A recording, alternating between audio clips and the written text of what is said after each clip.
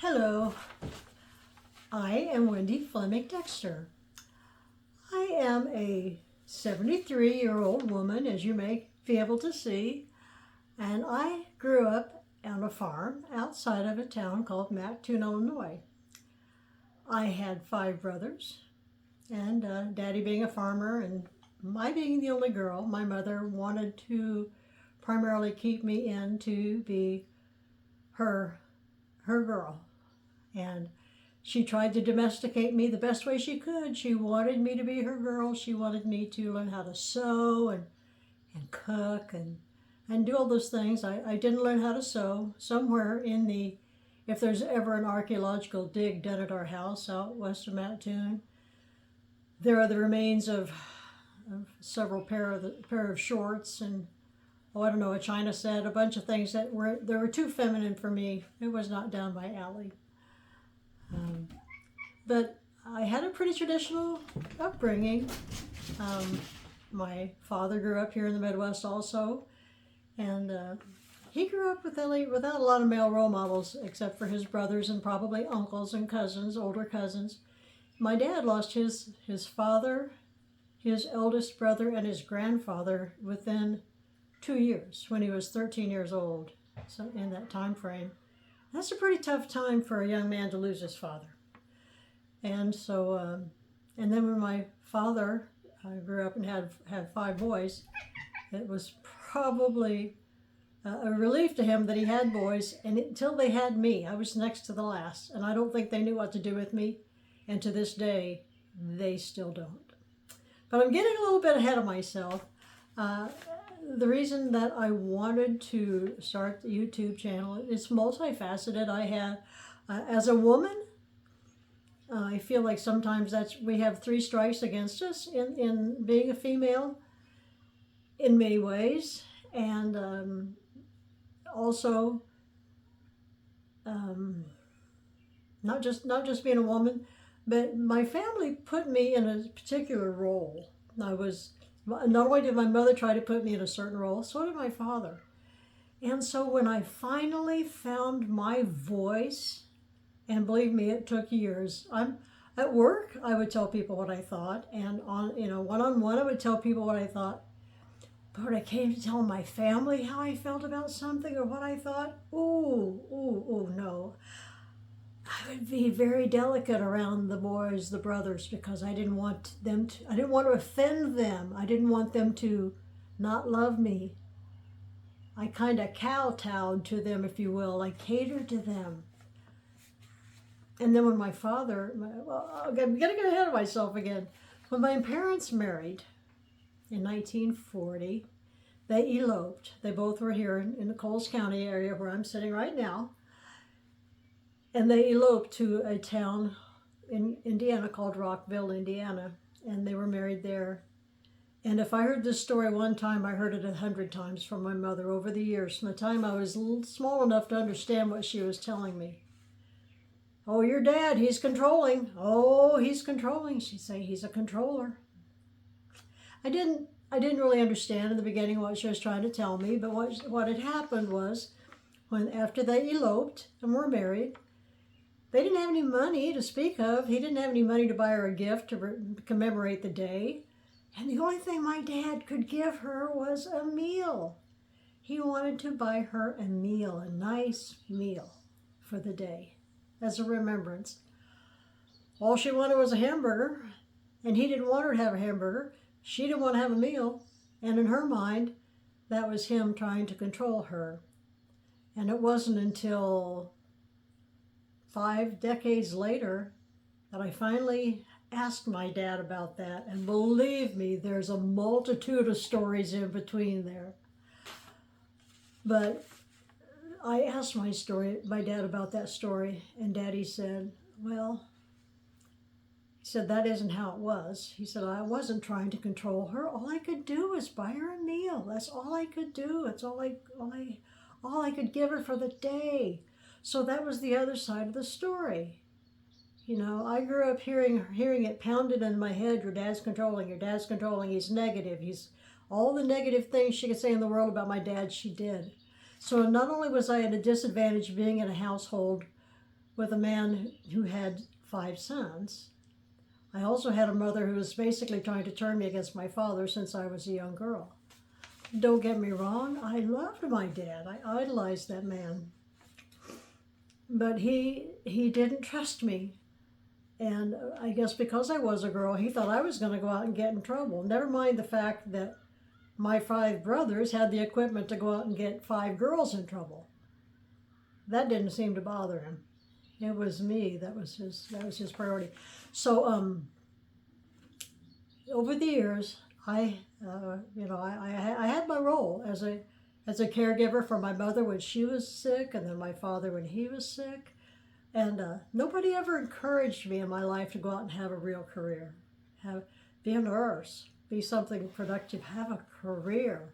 I always just worked mostly mediocre jobs in retail. Not that there's nothing wrong with retail. Everybody should have to do it once in their lifetime to know what it's like on the other side of that counter. Trust me on that. But that was not my case, and nobody ever told me, "Hey, Wendy, you're a smart girl. Why don't you go out and try to become a nurse?" Aunt Harriet was a nurse. Edna Harriet was a nurse. There's a bunch. Aunt Mary was a nurse. There's a bunch of nurses in my family. My cousins went to become nurses. It was never, I guess, thought that I was intelligent enough to do it, and so I just always had that stigma hanging over my head. And so then, when my dad died in 1994, he had prostate cancer. When he died,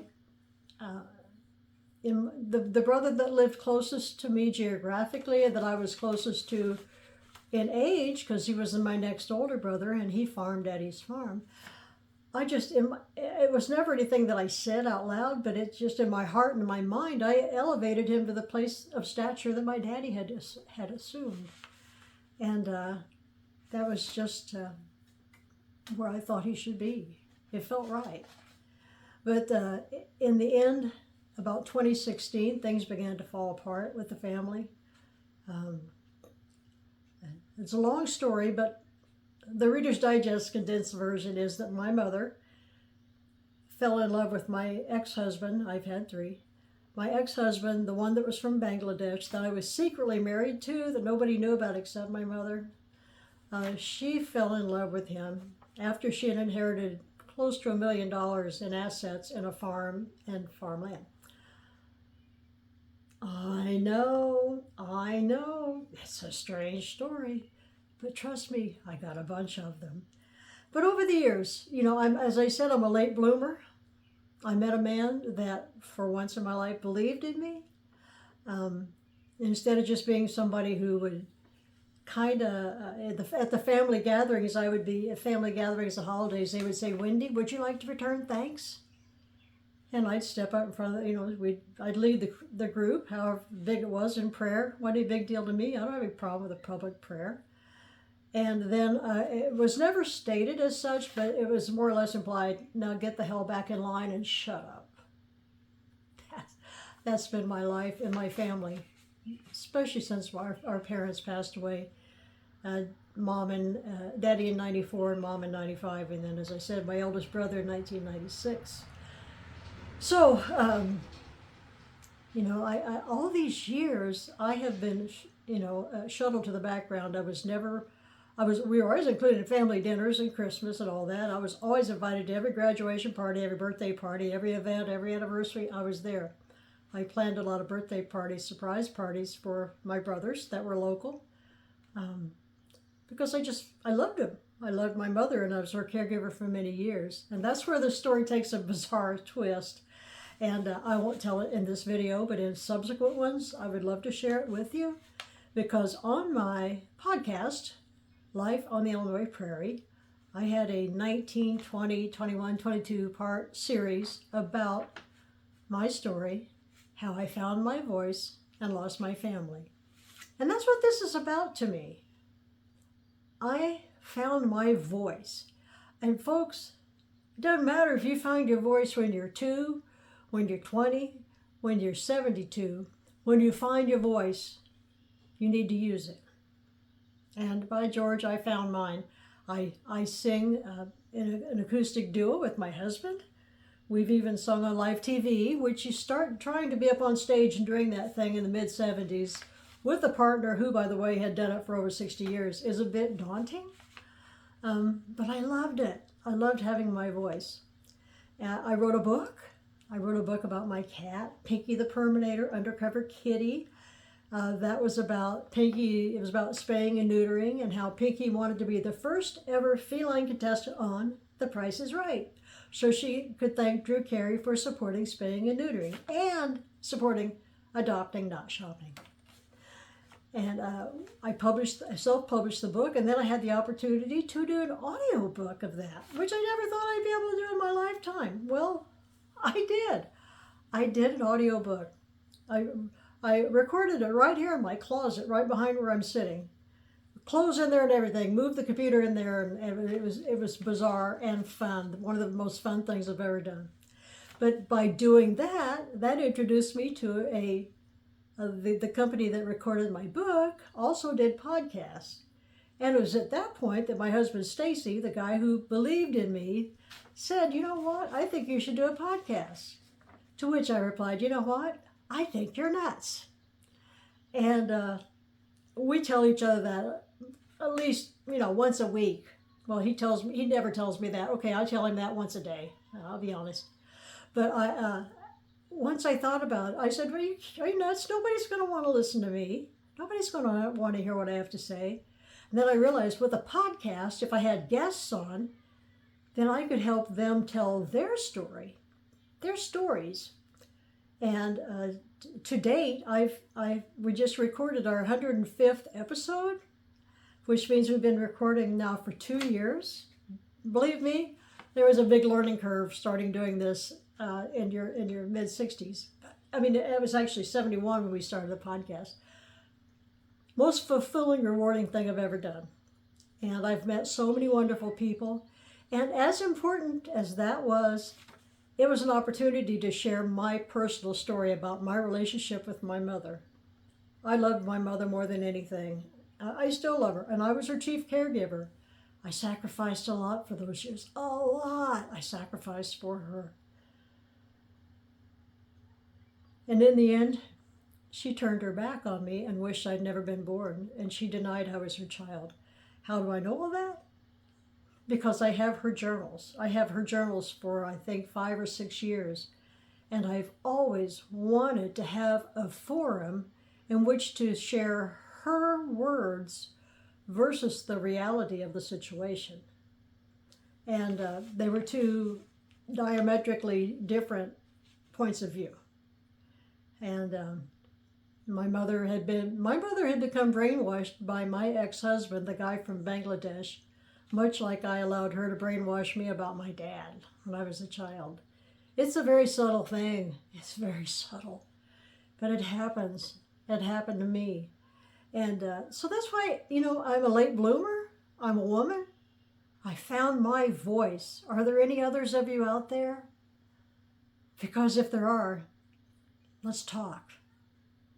Or in this case, maybe you want to listen. Maybe you want to start your own podcast. Maybe you want somebody to tell you, you can do whatever you want. It is never too late. Never. Never, never, never. So again, Wendy Fleming Dexter, signing off for today.